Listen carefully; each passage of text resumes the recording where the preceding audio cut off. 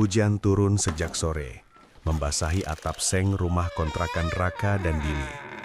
Air menetes dari sudut plafon, jatuh ke ember plastik yang sudah retak. Bunyi tetesannya teratur, seperti hitungan waktu yang terus mengingatkan mereka pada satu hal, hutang. Raka duduk di lantai, menatap buku catatan lusuh. Angka-angka di dalamnya membuat dadanya sesak. Semua sudah jatuh tempo, gumamnya pelan. Dini yang sedang melipat pakaian berhenti. Wajahnya pucat sejak beberapa minggu terakhir. "Mas, kita masih punya motor," katanya lirih. Raka menggeleng. Sudah digadaikan bulan lalu. Sunyi, hanya suara hujan dan tetesan air. Usaha rental mobil yang mereka bangun 5 tahun hancur setelah 2 unit mobil kecelakaan beruntun. Asuransi tak cair, cicilan tetap berjalan. Mereka terpaksa meminjam pada rentenir. Awalnya sedikit, lama-lama membengkak seperti penyakit. Tiba-tiba terdengar ketukan di pintu. 3 kali, pelan tapi berat. Tok, tok, tok. Dini menoleh. Siapa malam begini? Raka berdiri, ragu. Saat pintu dibuka, seorang lelaki tua berdiri di depan. Tubuhnya kurus, dibalut jas hujan hitam. Matanya cekung, tapi tajam. "Maaf, saya hanya ingin berteduh," ucapnya. Tanpa menunggu izin, ia melangkah masuk. Bau tanah basah bercampur aroma anyir ikut terbawa. Lelaki itu duduk santai, seolah sudah lama mengenal rumah itu. "Kalian sedang kesulitan uang," katanya datar. Raka terkejut. "Bapak siapa?" Orang tua itu tersenyum tipis. "Orang yang bisa membantu." Dini saling pandang dengan suaminya. "Hutang kalian bisa lunas. Rumah, kendaraan, usaha, semua kembali." Raka menelan ludah. "Caranya?" Lelaki itu mengeluarkan kain hitam kecil dari tasnya. Di dalamnya ada botol kaca berisi cairan merah pekat. Pesugihan darah nifas. Dini langsung mundur. "Maaf, kami tidak tertarik." Namun lelaki itu tetap tenang. Tidak perlu membunuh, tidak perlu mencuri, hanya menjalani ritual. Raka masih diam, tapi matanya tak lepas dari botol itu. "Apa syaratnya?" tanyanya akhirnya. Dini menoleh cepat. "Mas." Lelaki tua itu tersenyum lebih lebar, seolah sudah menunggu pertanyaan itu. "Darah nifas, dari perempuan yang melahirkan." Dini menggeleng keras. "Kami belum punya anak." "Tidak harus anak kalian," jawabnya. Hening sesaat.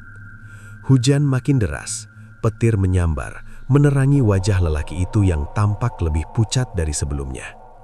"Ada tahap pertama, kalian hanya perlu hadir dalam ritual malam Selasa Kliwon. Setelah itu uang mulai datang." Raka terlihat bimbang. "Tidak ada tumbal?" "Belum," jawab lelaki itu pelan. Kata terakhirnya menggantung aneh. Dini menggenggam lengan suaminya. "Jangan mas, pasti ada akibatnya." Raka menatap lantai. Ingatannya dipenuhi ancaman rentenir, pesan singkat kasar, dan ancaman penyitaan. "Aku cuma ingin kita keluar dari ini," bisiknya. Lelaki tua berdiri. "Kalau setuju, datang ke alamat ini." Ia menyodorkan kertas kusam. "Tengah malam, jangan lewat." Setelah itu ia pergi begitu saja, menembus hujan. Malam terasa lebih dingin setelah kepergiannya. Dini memecah sunyi.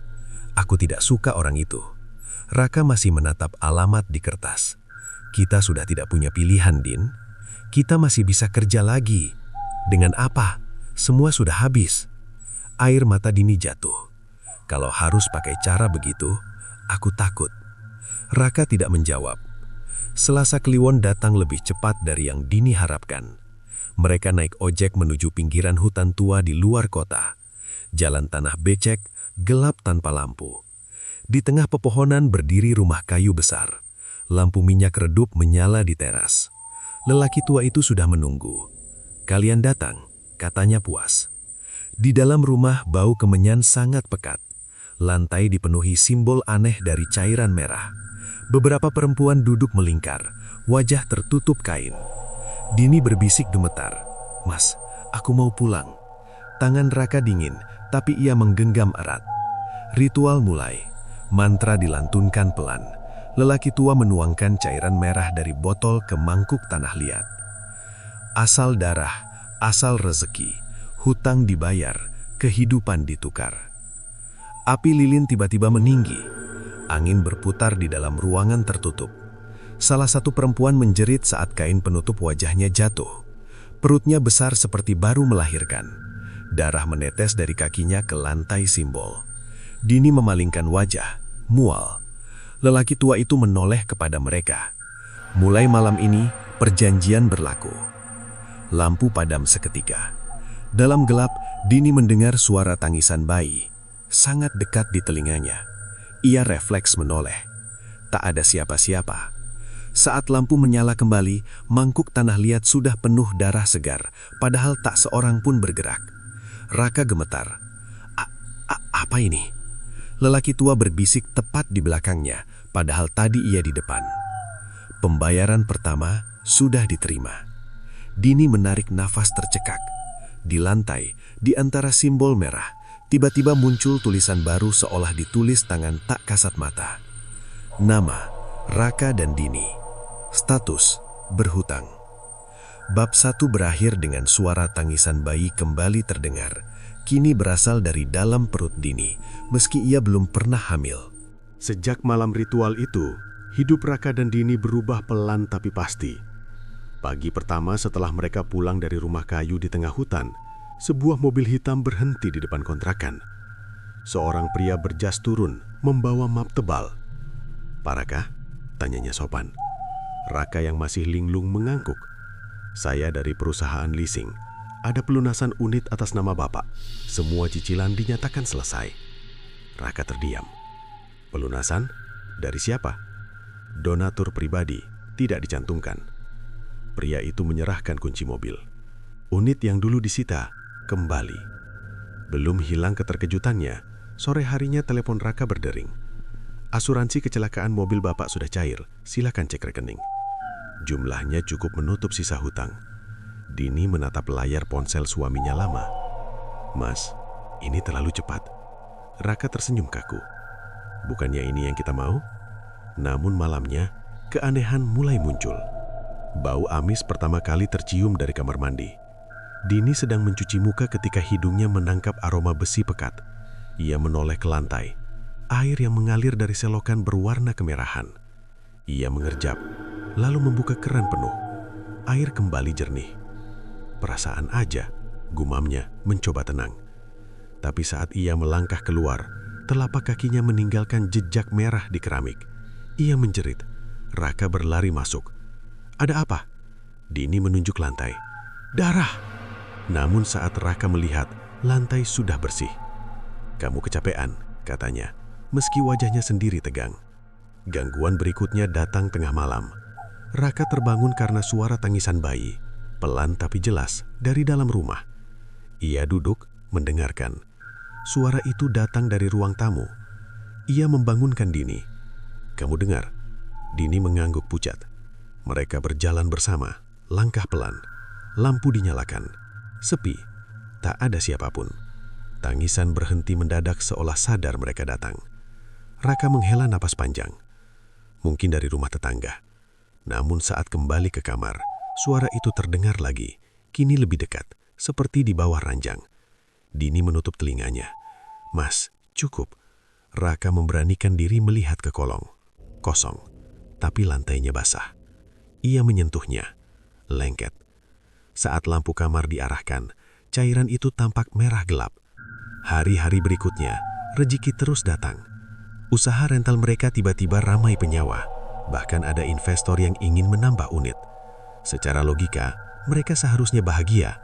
Namun rumah kontrakan justru makin asing. Bau darah muncul setiap maghrib. Tangisan bayi terdengar tiap lewat tengah malam. Dan yang paling membuat Dini ketakutan, tubuhnya berubah. Suatu pagi, ia terbangun dengan perut kram hebat. Saat ke kamar mandi, ia melihat darah mengalir dari tubuhnya. Ia panik. Mas.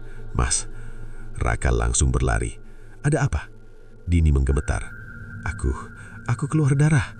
Raka langsung ingin membawanya ke bidan. Namun saat Dini berdiri, darah itu berhenti seketika.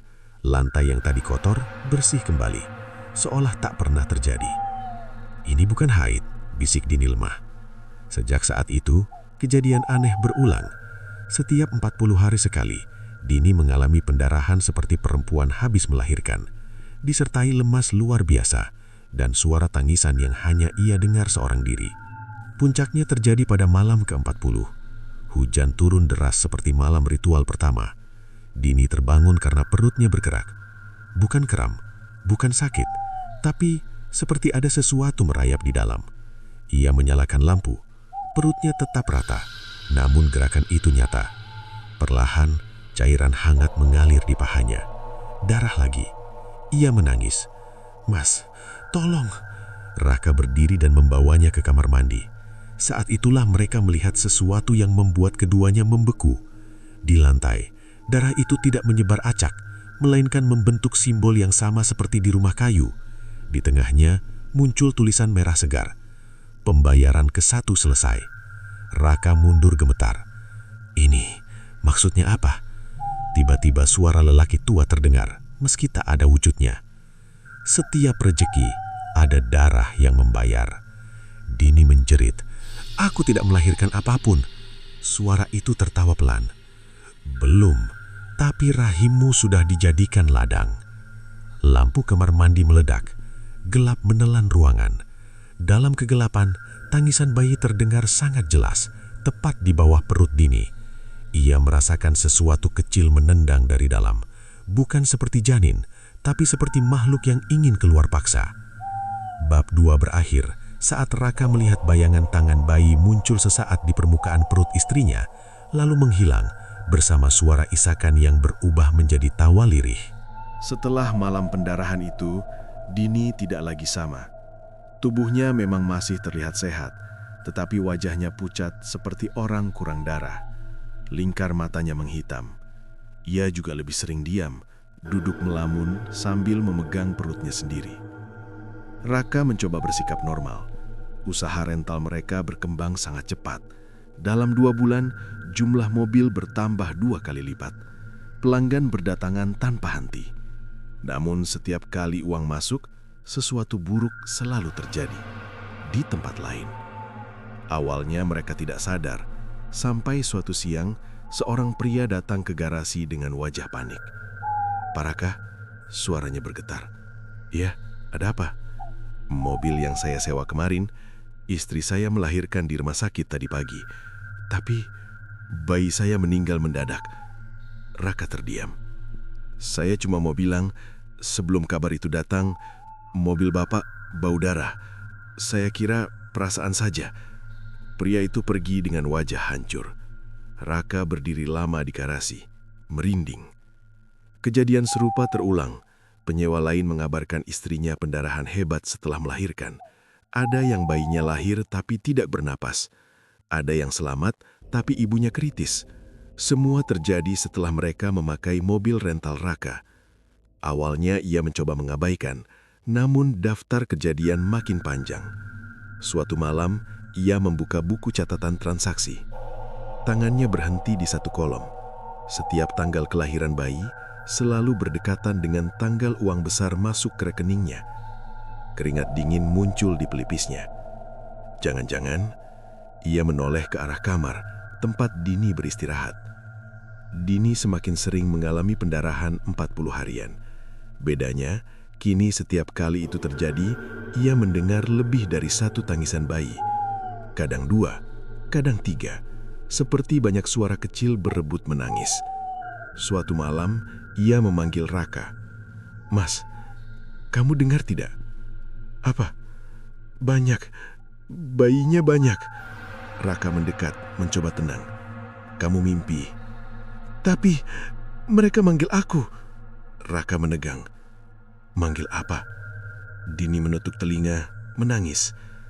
"Mereka bilang darah mereka diambil buat bayar hutang kita." Ucapan itu membuat dada Raka terasa ditusuk. Kebenaran akhirnya terbuka tanpa sengaja. Sore itu Raka mengantar mobil ke rumah sakit karena disewa ke warga pasien. Saat menunggu di parkiran, ia melihat kerumunan di lorong bersalin. Tangisan keluarga pecah. Seorang bidan keluar dengan wajah sedih. Bayinya tidak tertolong. Raka hendak pergi, tapi kakinya berhenti saat melihat sesuatu. Di balik pintu ruang bersalin yang setengah terbuka, ia melihat bayangan hitam berdiri di samping ranjang pasien. Sosoknya tinggi, kurus, dengan mata merah samar. Makhluk itu menampung darah dari bawah ranjang ke dalam mangkuk tanah liat. Simbol yang sama seperti di rumah kayu terukir di mangkuk itu. Raka membeku. Makhluk itu menoleh perlahan, menatap langsung ke arahnya, lalu tersenyum. Dalam sekejap, sosok itu lenyap. Di saat bersamaan, ponsel Raka bergetar. Notifikasi transfer masuk. Jumlahnya besar, sangat besar. Tangannya gemetar. Malamnya ia menceritakan semuanya pada Dini. Wajah istrinya langsung basah air mata. Jadi benar, bisiknya. Raka menunduk. Hutang kita dibayar pakai darah nifas orang lain.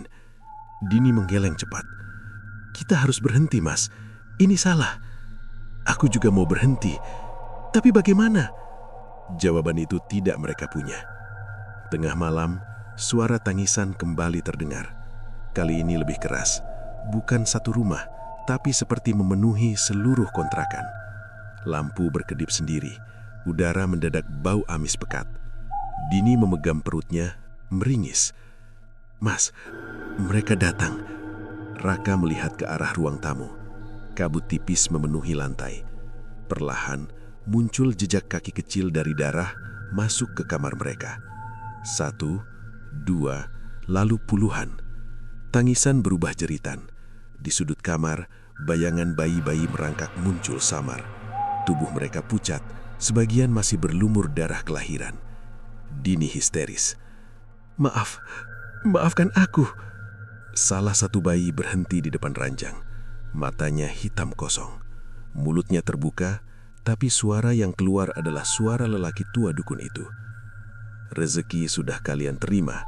Pembayaran harus terus berjalan. Raka berteriak. Ambil dari kami saja, jangan dari mereka. Bayi itu tersenyum menyeramkan. Bisa, tapi harganya berbeda. Berapa? Sunyi sesaat. Lalu semua tangisan berhenti bersamaan. Suara itu berpesan pelan. Darah nifas dari rahim istrimu sendiri. Dini membeku. Perutnya tiba-tiba bergerak lagi, lebih kuat dari sebelumnya. Dari balik kulitnya, sesuatu menonjol, seperti kepala kecil yang berusaha keluar. Bab 3 berakhir saat seluruh bayi gaib itu tertawa bersamaan. Sementara di dinding kamar muncul tulisan darah baru. Pembayaran berikutnya, rahim sendiri. Sejak kemunculan bayi-bayi gaib malam itu, rumah kontrakan Raka dan Dini tak pernah benar-benar sunyi lagi. Siang hari tampak biasa, aktivitas berjalan normal. Penyewa mobil datang silih berganti. Uang terus mengalir seperti keran terbuka. Namun begitu matahari tenggelam, suasana berubah. Udara terasa lembab. Bau amis muncul dari sudut-sudut yang tak terlihat. Dan yang paling menakutkan, selalu ada perasaan diawasi. Dini kini jarang keluar kamar. Perutnya masih rata, tapi gerakan dari dalam semakin sering. Kadang hanya seperti denyut kecil, kadang seperti sesuatu merangkak pelan di balik kulit. Setiap kali itu terjadi, ia mendengar bisikan bayi. Memanggilnya, Ibu. Suatu malam, tepat pukul 12, Raka terbangun karena suara benda jatuh dari ruang tamu. Bruk. Ia mengira kucing masuk. Saat pintu kamar dibuka, lampu ruang tamu sudah menyala sendiri. Di atas meja, ada sebuah buku tua yang tidak pernah ia lihat sebelumnya. Sampulnya hitam kusam, seperti kulit yang mengering. Di tengahnya ada simbol lingkaran darah, sama seperti di rumah ritual. Raka mendekat perlahan. Saat tangannya menyentuh sampul, buku itu terasa hangat, seperti hidup. Dini muncul di belakangnya. Mas, itu apa? Aku tidak tahu. Buku itu terbuka sendiri. Halaman pertama kosong, lalu perlahan muncul tulisan merah, seolah ditulis oleh darah segar. Catatan hutang pesugihan. Nafas Raka tercekak. Halaman berikutnya terbuka cepat, menampilkan daftar nama, tanggal, jumlah, dan keterangan kelahiran. Ia membaca satu baris keras-keras. Bayi perempuan, lahir, meninggal, pembayaran ke-7. Dini menutup mulutnya, menahan tangis. Halaman terus berputar sendiri. Setiap nama yang muncul adalah orang-orang yang pernah menyewa mobil mereka. Beberapa masih hidup, beberapa sudah kehilangan anak. Di bagian bawah setiap nama, tertulis angka hutang mereka yang terus berkurang. Tiba-tiba, halaman berhenti. Nama yang muncul membuat keduanya membeku. Raka dan Dini, status berhutang. Di bawahnya ada kolom pembayaran, baru satu yang tercentang. Pembayaran pertama, darah nifas pengganti. Sisa kolom masih kosong, berjumlah 7. Dini gemetar. Mas, 7 lagi? Raka membalik halaman berikutnya dengan tangan bergetar. Di sana tertulis syarat pelunasan. Tulisan darah itu muncul perlahan, seolah sengaja diperlihatkan. Pembayaran berikutnya harus dari garis rahim sendiri. Dini mundur. Tidak, aku tidak pernah hamil. Belum selesai kalimatnya, perutnya langsung bergerak keras. Ia menjerit dan berlutut. Raka panik. Din, sabar, sabar. Dini memegang perutnya. Ada yang nendang, kuat banget. Buku di meja bergetar. Halaman baru terbuka. Gambar janin muncul, tapi bentuknya tidak wajar. Kepalanya besar, tangannya panjang, matanya terbuka lebar meski masih dalam kandungan. Di bawah gambar itu tertulis, janin penagih. Lampu rumah langsung redup. Udara menjadi dingin menusuk. Dari balik buku, suara lelaki tua itu terdengar lagi. Setiap hutang pasti ditagih. Raka berteriak, "Kenapa harus kami?" "Karena kalian menandatangani perjanjian dengan darah."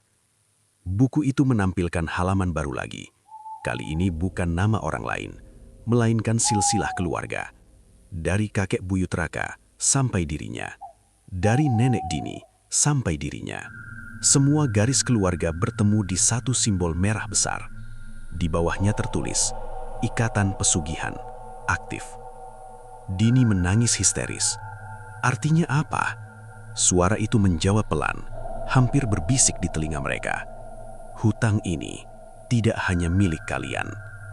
Raka membeku. Maksudmu? Halaman terakhir terbuka paksa. Tulisan darah muncul lebih besar dari sebelumnya. Hutang akan dilanjutkan oleh keturunan. Dini langsung memeluk perutnya. Tidak, jangan anakku. Tiba-tiba, buku menutup keras. Brak. Dari dalamnya terdengar suara tangisan bayi, tapi berubah menjadi tawa parau. Di saat yang sama, darah menetes dari bawah buku, mengalir ke meja, lalu jatuh ke lantai, membentuk tulisan terakhir malam itu. Pembayaran kedua segera jatuh tempo. Perut Dini kembali menonjol sesaat. Kali ini jelas terlihat bentuk bayi dari balik kulitnya. Bab 4 berakhir saat Raka menyadari satu hal mengerikan. Buku hutang itu tidak mencatat masa lalu, melainkan masa depan pembayaran yang belum terjadi. Setelah kemunculan buku hutang berdarah, keadaan Dini semakin mengkhawatirkan. Jika sebelumnya ia hanya pucat dan lemah, kini perubahan itu terlihat jelas. Bukan hanya pada tubuh, tapi juga sikapnya. Ia lebih sering diam di sudut rumah, menatap kosong ke satu titik, kadang ke dinding, kadang ke lantai, seolah melihat sesuatu yang tidak bisa dilihat orang lain. Raka mencoba mengajaknya bicara. Din, kamu kenapa? Dini menoleh pelan. Senyumnya tipis, tapi terasa asing. Aku dengar mereka lagi. Siapa? Bayi-bayi itu. Mereka lapar. Jawaban itu membuat tengkuk Raka merinding. Malam harinya, Raka terbangun karena ranjang di sampingnya kosong. Ia memanggil pelan. Din. Tak ada jawaban. Lampu kamar mandi menyala. Pintu setengah terbuka. Raka berjalan mendekat. Suara tetesan air terdengar, tapi bukan seperti keran. Saat pintu dibuka penuh, napasnya tertahan. Dini duduk di lantai kamar mandi, membelakangi pintu. Rambutnya terurai panjang menutupi punggung. Di depannya ada ember, berisi cairan merah pekat. Tangannya mencelup, lalu mengusap ke perutnya sendiri, seperti mengoles minyak. "Din, kamu ngapain?" Dini menoleh pelan. Senyumnya tipis, tapi terasa asing. "Aku dengar mereka lagi." "Siapa?" "Bayi-bayi itu. Mereka lapar." Raka langsung menariknya berdiri. "Ini darah dari mana?" Dini tidak menjawab, hanya tersenyum kecil. Saat Raka melihat ke ember lagi, isinya berubah menjadi air biasa. Ia mundur selangkah, ngeri. Perubahan berikutnya muncul pada tubuh Dini. Kukunya memanjang lebih cepat dari normal. Meski dipotong, keesokan harinya sudah tajam lagi. Giginya juga terlihat runcing. Dan yang paling mengganggu, ia mulai mencium bau darah dari jarak jauh. Suatu sore, mereka melewati rumah tetangga yang baru melahirkan. Dini tiba-tiba berhenti berjalan. Ia menghirup udara dalam-dalam. "Mas, ada darah nifas di dalam." Raka menegang. "Kita pulang aja." Namun Dini malah menoleh ke arah rumah itu. Matanya berbinar aneh. "Mereka banyak, hangat." Raka langsung menarik tangannya paksa. Sejak itu, ia tidak berani membiarkan Dini keluar sendirian. Gangguan memuncak pada malam ke-40 berikutnya. Hujan turun lagi, seolah setiap fase pembayaran selalu diiringi badai. Dini kembali mengalami pendarahan hebat. Kali ini lebih parah. Ia menggeliat di ranjang sambil memegang perutnya. "Mas, sakit. Ada yang mau keluar." Raka panik. "Kita ke rumah sakit." Namun saat hendak mengangkatnya, Dini mencengkeram lengannya kuat sekali. Tenaganya tidak seperti orang sakit. "Jangan, mereka tidak suka tempat terang." Lampu kamar tiba-tiba mati. Udara berubah dingin. Dari bawah ranjang, kabut merah tipis muncul. Tangisan bayi terdengar lagi, tapi kini bercampur suara kunyahan basah. Raka menoleh pelan. Di lantai, bayangan bayi-bayi gaib merangkak mendekat. Tapi mereka tidak menangis. Mereka menjilat darah yang menetes dari tubuh Dini. Raka berteriak, "Pergi, jangan sentuh dia." Namun Dini justru tertawa pelan. Tawa yang bukan miliknya. "Biarkan mereka, itu jatah mereka." Raka berteduh. "Din, sadar Din." Dini menoleh. Matanya kini hitam penuh, tanpa putih sama sekali. Dari mulutnya keluar suara berat, seperti dua suara bertumpuk. "Rahim ini sudah jadi milik kami." Sekejap, perutnya membenjul besar, lalu kempis lagi, seperti sesuatu baru saja dipanen dari dalam. Darah yang mengalir berhenti mendadak. Bayi-bayi gaib itu mundur, lalu menghilang satu persatu. Lampu menyala kembali. Dini terkulai lemas, seperti tak ingat apapun. Raka mengira semuanya selesai, sampai ia melihat Kamir di kamar. Pantulan Dini berdiri di belakangnya, meski tubuh aslinya masih berlaring di ranjang. Refleksi itu tersenyum, perlahan mengangkat tangan, lalu melambai. Raka berbalik cepat, tak ada siapa-siapa. Saat menoleh lagi ke cermin, bayangan Dini berubah wujud. Tubuhnya lebih tinggi, rambutnya panjang menyentuh lantai. Perutnya robek terbuka, berisi banyak bayi merangkak di dalamnya. Suara dari cermin itu berbisik, "Induknya sudah bangun." Cermin retak sendiri. Dini di ranjang tersenjak bangun sambil menarik napas. "Mas, aku mimpi buruk." Raka tidak menjawab, karena di bawah kuku Dini masih terselip darah segar yang bukan miliknya. Bab 5 berakhir saat dari balik perut Dini terdengar suara detak, bukan seperti jantung manusia, melainkan banyak detak kecil berdetak bersamaan, menandakan sesuatu di dalamnya semakin hidup. Sejak malam ketika bayangan di cermin menyebut induknya sudah bangun, perubahan pada Dini tidak bisa lagi disangkal. Tubuhnya memang masih sama, tapi auranya berbeda. Rumah yang sempit itu terasa semakin pengap setiap kali ia berada di dalam ruangan. Raka mulai takut, bukan hanya pada pesugihan, tapi pada istrinya sendiri. Pagi itu, Dini muntah di kamar mandi. Awalnya Raka mengira ia sakit biasa, namun muntah itu berulang disertai pusing dan lemas. Ia langsung membawanya ke bidan terdekat. Setelah pemeriksaan singkat, bidan tersenyum. "Selamat ya, Bu. Hamil?" Dini langsung membeku. "Hamil?" Raka juga terpaku. "Tapi kami tidak pernah." Ia menghentikan kalimatnya sendiri, sadar apa yang ingin ia ucapkan terdengar mustahil. Bidan tetap tenang. Usianya sekitar 2 bulan. Dalam perjalanan pulang, tak ada yang bicara.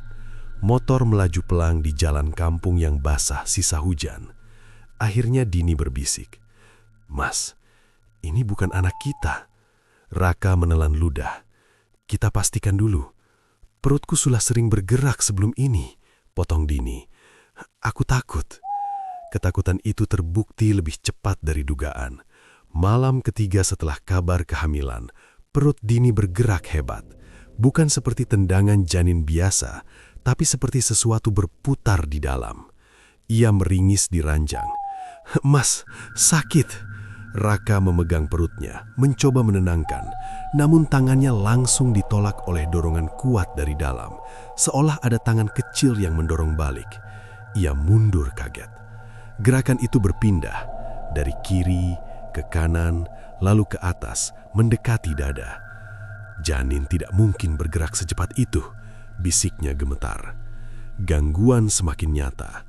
Setiap malam, Dini bermimpi melahirkan, tapi bayinya tidak pernah manusia. Kadang bermata hitam penuh, kadang tanpa kulit, kadang berkepala 2. Ia selalu terbangun sambil menangis. Suatu malam ia berkata pada Raka, "Kalau nanti lahir, jangan biarkan dia hidup." Raka langsung menoleh tajam. "Jangan ngomong begitu. Aku bisa merasakan. Dia bukan anak kita." Minggu berikutnya, mereka didatangi lelaki tua dukun itu. Tanpa diundang, ia muncul di teras saat maghrib, seperti biasa, dengan jas hujan hitam meski tak turun hujan. "Kandungan sudah tumbuh ya?" katanya santai. Raka langsung emosi. "Kamu yang melakukan ini?" Dukun itu tersenyum. "Itu pembayaran kedua." Dini gemetar. "Aku tidak mau." "Tidak bisa menolak," jawabnya datar. "Rahim yang sudah dipakai pesugihan pasti ditanami penagih." Raka menggenggam tangan. "Apa yang akan lahir?" Dukun itu mendekat, berbisik pelan. "Yang akan menagih semua hutang kalian sekaligus." Sejak kunjungan itu, kondisi Dini menurun drastis. Perutnya membesar sangat cepat, seperti hamil 7 bulan, padahal baru hitungan minggu. Kulit perutnya menipis, memperlihatkan bayangan bentuk di dalam. Kadang terlihat kepala, kadang tangan panjang, kadang sesuatu yang tidak punya bentuk jelas. Suatu malam, Dini menjerit keras. Raka berlari. Ia melihat tonjolan besar di perut istrinya. Lalu perlahan muncul cetakan wajah dari dalam kulit. Wajah bayi, tapi matanya terbuka lebar dan tersenyum. Dini menangis histeris. "Mas, dia lihat aku." Wajah itu bergerak, lalu mulutnya membuka. Suara yang keluar bukan tangisan, melainkan tawa kecil. Hari berikutnya, kejadian paling mengerikan terjadi. Dini sedang duduk ketika air ketubannya mendadak pecah, padahal usia kandungan belum cukup. Cairan yang keluar bukan bening, tapi merah kehitaman. Ia dibawa ke kamar, tubuhnya kejang. "Mas, dia mau keluar." Raka panik. "Kita ke rumah sakit sekarang." Namun saat hendak mengangkatnya, pintu rumah terbanting sendiri. Lampu mati. Suara mantra terdengar samar, seperti ritual dimulai tanpa mereka datang. Dukun itu tiba-tiba sudah berdiri di dalam rumah. "Tidak perlu kemana-mana," katanya. Raka berteriak, "Pergi!" Tapi tubuhnya tak bisa bergerak, seolah ditahan sesuatu tak terlihat. Dukun itu menatap perut Dini yang bergerak hebat. Belum waktunya lahir, tapi dia sudah lapar. Dini menjerit saat dari pusarnya merembes darah. Tonjolan di perutnya berpindah ke arah pusar, mendorong keluar dari dalam. Kulitnya menonjol tinggi, seperti kepala yang mencari jalan.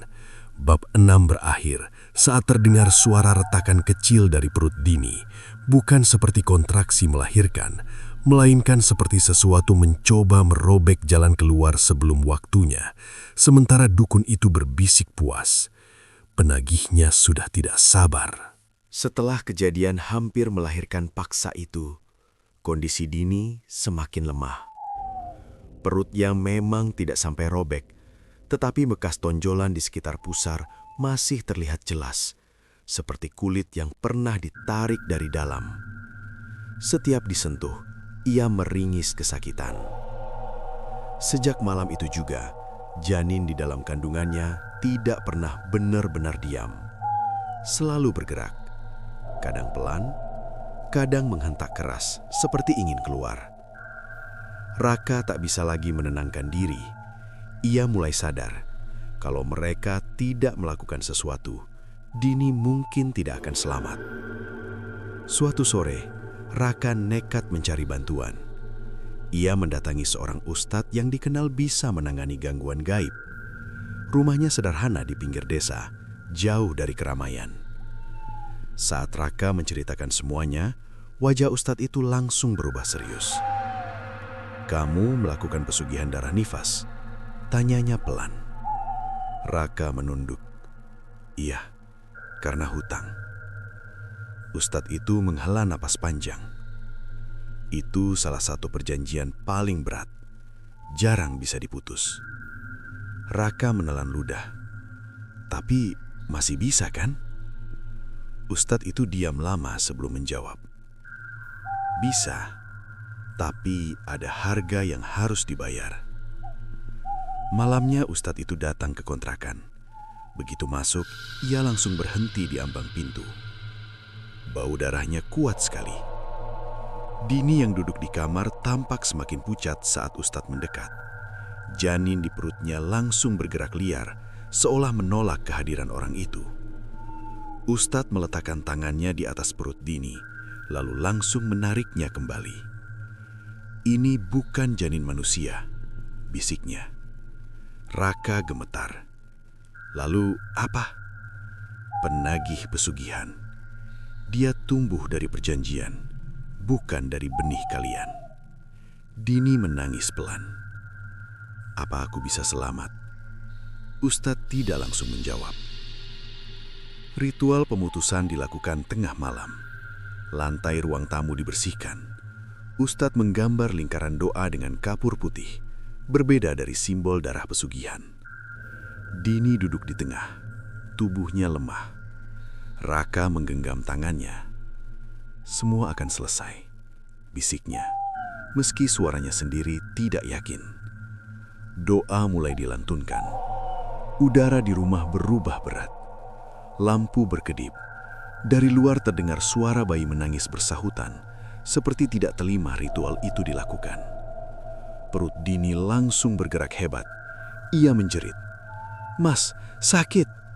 Ustadz meninggikan bacaan doa. Dari perut Dini muncul tonjolan besar lagi. Tapi kali ini tidak hanya satu. Banyak. Seperti banyak tangan kecil menekan dari dalam bersamaan. Tiba-tiba angin berputar kencang di dalam rumah. Pintu terbuka sendiri. Dukun tua muncul di ambang pintu. Wajahnya dingin. "Kalian berani memutus perjanjian?" Suaranya berat. Raka berdiri marah. "Kami mau berhenti." Dukun itu tertawa kecil. "Boleh. Hutang memang bisa dilunasi." Raka terdiam. "Caranya?" Dukun itu menatap Dini lama, lalu menjawab pelan. "Kembalikan semua darah nifas yang sudah kalian ambil." "Bagaimana caranya?" "Dari rahim yang sama." Sunyi. Ustadz menutup doa sesaat, menoleh ke Raka. "Itu benar, satu-satunya cara." Raka menatap bergantian, bingung. Maksudnya apa? Ustadz menjawab lirih, tapi jelas. "Istrimu harus melahirkan, lalu mati bersama darah nifasnya. itu pengganti semua korban. Dini langsung membeku. Air matanya jatuh tanpa suara. Janin di perutnya tiba-tiba tenang, seolah mendengar keputusan itu. Dukun tersenyum puas. Kalau dia mati saat melahirkan, hutang kalian lunas. Tidak ada lagi penagihan. Raka menggeleng keras. Tidak, cari cara lain. Tidak ada, jawab Ustadz pelan. Perjanjian darah dibayar dengan darah. Dini memegang tangan suaminya erat. Mas, kalau itu satu-satunya cara. Raka langsung memotong. Jangan ngomong begitu. Dini menangis. Aku sudah merasakan. Dia akan keluar. Dan aku tidak akan selamat. Ritual dihentikan paksa malam itu. Dukun pergi sambil tertawa pelan. Sebelum menghilang, dia berkata, waktunya tinggal sedikit. Penagihnya hampir lahir. Setelah ia pergi, Ustadz memberi satu peringatan terakhir. Kalau kalian tidak memilih, dia akan lahir tetap. Tapi bukan hanya mengambil nyawa ibunya, melainkan kalian berdua. Bab 7 berakhir saat Raka duduk sendirian di ruang tamu, menatap buku hutang berdarah yang terbuka sendiri. Kolom pembayaran kedua kini menyala merah. Di bawahnya muncul tulisan baru. Pelunasan bisa dipercepat. Syaratnya, kematian ibu saat melahirkan. Dari kamar, Dini menjerit kesakitan lagi, sementara suara detak banyak jantung kecil terdengar semakin cepat, menandakan waktu mereka hampir habis. Sejak malam ritual balasan gagal, rumah kontrakan itu terasa seperti menunggu kematian. Tak ada lagi hari yang benar-benar tenang. Perut Dini semakin besar, padahal waktu kehamilan belum genap. Kulitnya menipis, urat hitam menjalar sampai dada. Gerakan di dalamnya makin kuat, seperti makhluk yang tidak sabar keluar. Setiap kali janin itu bergerak, suara detak kecil terdengar. Bukan satu, tapi banyak. Berdetak tidak serempak. Raka tak sanggup lagi hanya menunggu. Ia memutuskan mencari sumber awal semua ini. Rentenir yang dulu memberinya hutang. Nama rentenir itu Jatmiko. Dulu ia datang menawarkan pinjaman tanpa jaminan, bunga ringan, proses cepat. Saat itu Raka mengira itu keberuntungan. Sekarang ia sadar itu jebakan. Ia mendatangi alamat lama di pinggir kota. Rumahnya kosong, catnya mengelupas, halamannya penuh rumput liar, seperti sudah lama ditinggalkan. Raka bertanya pada warga sekitar, "Pak Jatmiko pindah kemana ya?" Seorang bapak tua menatap aneh. "Jatmiko? Yang rentenir itu?" "Iya, Pak." Bapak itu mengernyit. "Dia sudah lama hilang, sekitar 10 tahun. Raka kaget. "Tidak mungkin, saya baru pinjam 2 tahun lalu." Bapak itu menggeleng pelan. "Yang pinjam banyak orang, tapi semua bilang begitu, padahal dia sudah tidak kelihatan sejak lama." Bulu kuduk Raka berdiri. Ia nekat masuk ke rumah kosong itu. Pintunya tidak terkunci. Di dalam, debu tebal menutupi semua perabot. Tapi anehnya, ada satu ruangan yang bersih, seolah baru dipakai. Di dindingnya tergantung foto-foto pasangan suami istri. Puluhan. Semua berpose kaku, berdiri di samping seorang lelaki, Jatmiko. Namun wajah pasangan itu pucat, seperti tidak sadar di foto. Di bawah tiap foto tertulis tahun dan keterangan singkat. Lunas. Gagal bayar. Meninggal saat melahirkan. Raka gemetar membaca. Ia menemukan satu foto terbaru. Foto dirinya dan Dini saat menandatangani surat hutang. Padahal ia tidak ingat pernah difoto. Di bawahnya tertulis, proses penagihan. Tiba-tiba udara ruangan menjadi dingin.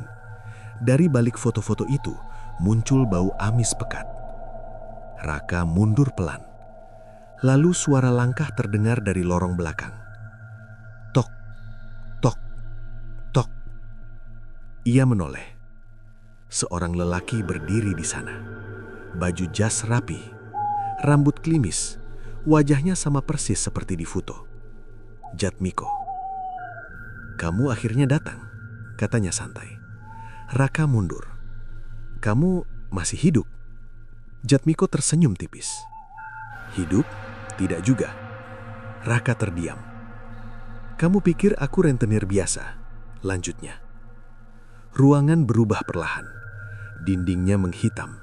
Foto-foto pasangan mulai meneteskan darah dari matanya. Jatmiko melangkah mendekat. "Aku hanya pengumpul. Tugas utamaku mencari pasangan putus asa." "Untuk apa?" bentak Raka. "Untuk ladang pesugihan." Jatmiko menunjuk foto-foto di dinding. Mereka semua menjalani ritual yang sama. Hutang mereka dibayar dengan darah kelahiran. Raka mengepalkan tangan. "Berarti kamu yang menjebak kami." Jatmiko tertawa kecil. "Kalian yang datang sendiri. Aku hanya membuka pintu." Raka menunjuk foto-foto yang bertuliskan meninggal. Semua ini mati saat melahirkan. Sebagian, yang lain dimakan penagihnya. Raka menahan mual. Jatmiko mendekat, suaranya merendah. "Istrimu sudah hampir waktunya. Penagihnya kuat karena kalian mengambil banyak darah pengganti." Raka gemetar. Apa tidak ada cara bebas tanpa dia mati? Jatmiko menatapnya datar.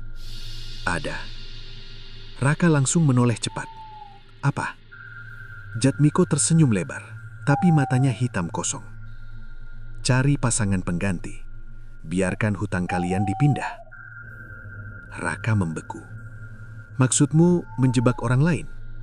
Seperti yang aku lakukan pada kalian?" Sunyi. Dinding tiba-tiba menampilkan bayangan Dini di rumah, sedang kesakitan di ranjang. Perutnya bergerak hebat, seperti akan pecah. Suara tangisnya terdengar sampai ruangan itu. Jatmiko berbisik, "Cepat pilih, mati bersama atau teruskan hutangnya." Raka menatap istrinya dengan mata basah. Ia sadar, semua pasangan di foto itu pasti pernah di posisi yang sama. Dipaksa memilih antara nyawa orang lain atau keluarga sendiri. Bab 8 berakhir saat Jatmiko menyerahkan buku hutang lain pada Raka. Sampulnya sama, tapi masih kosong. Di halaman pertama tertulis, "Calon pengganti hutang." Sementara di bayangan dinding, perut Dini menonjol ekstrim dan retakan halus mulai muncul di kulitnya, menandakan kelahiran penagih itu tinggal menunggu waktu. Raka pulang dari rumah kosong itu dengan langkah gontai. Buku hutang pengganti masih ia genggam erat. Sampulnya terasa hangat, seolah hidup. Setiap kali ia mencoba melepasnya, tangannya justru kaku seperti direkatkan. Sepanjang perjalanan, bayangan wajah pasangan-pasangan di foto terus muncul di kepalanya. Mereka semua pasti pernah diberi pilihan yang sama, mengorbankan orang lain atau kehilangan keluarga sendiri. Saat Raka membuka pintu kontrakan, suasana langsung terasa berbeda. Udara jauh lebih dingin, bau darah lebih pekat dari biasanya. Lampu ruang tamu redup, berkedip pelan seperti napas sekarat. Dari kamar, terdengar suara Dini menjerit. "Mas, cepat!" Raka berlari. Di ranjang, Dini menggeliat hebat. Perutnya sudah membesar tidak wajar, seperti hamil 9 bulan dalam hitungan hari. Kulitnya menipis, sampai pembuluh hitam terlihat jelas. Di beberapa bagian, muncul retakan kecil, seperti cangkang yang akan pecah. Raka gemetar. "Aku di sini. Sabar, Din." Dini menggenggam tangannya kuat. "Dia mau keluar. Aku tidak kuat." Tiba-tiba, buku hutang di tangan Raka terbuka sendiri. Halaman pembayaran menyala merah terang. Pembayaran kedua, jatuh tempo malam ini. Di bawahnya muncul 2 pilihan tulisan. A. Ibu mati saat melahirkan. Hutang lunas. B. Pindahkan hutang. Keluarga selamat. Tangan Raka bergetar hebat. Dini melihat tulisan itu, lalu menangis pelan. "Mas, pilih yang A saja." Raka menoleh cepat. "Jangan ngomong begitu. Aku sudah merasakan, aku tidak akan selamat. Masih ada cara lain." Dini menggeleng lemah. "Kalau kamu pindahkan, akan ada keluarga lain seperti kita." Kalimat itu menusuk dada Raka lebih dalam dari apapun. Jeritan Dini makin keras. Air ketubannya pecah, tapi cairan yang keluar merah pekat bercampur hitam. Dari dalam perutnya terdengar suara retakan. Krek. Kulitnya menonjol besar, lalu terbuka sedikit memperlihatkan sesuatu bergerak di baliknya. Bukan kepala bayi manusia, tapi wajah kecil pucat dengan mata hitam kosong. Makhluk itu tersenyum dari dalam rahim. Raka mundur ngeri.